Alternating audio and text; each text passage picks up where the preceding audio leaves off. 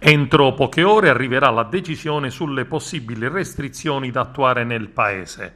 Si parla nuovamente di un lockdown generale proposto da alcuni ministri, mentre altri propendono per delle chiusure mirate da applicare nelle zone rosse ad altissimo contagio dove sono presenti dei focolai. Certamente è una situazione molto delicata alla quale dovrà decidere il capo del governo sotto pressione da una parte dei ministri, quelli più di area di sinistra, e soprattutto dei membri del comitato tecnico scientifico.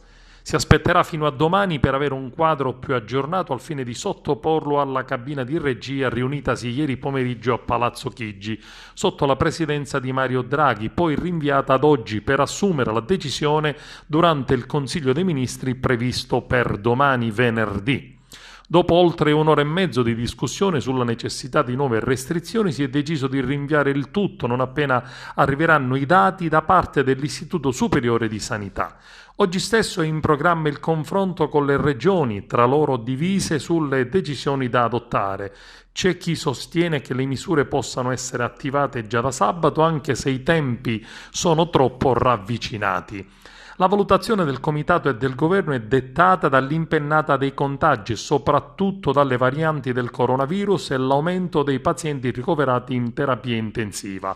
Da qui la riflessione di Mario Draghi: agire in fretta per evitare il collasso dei reparti negli ospedali e dare un'accelerata alle vaccinazioni. Pronto infatti un nuovo DPCM.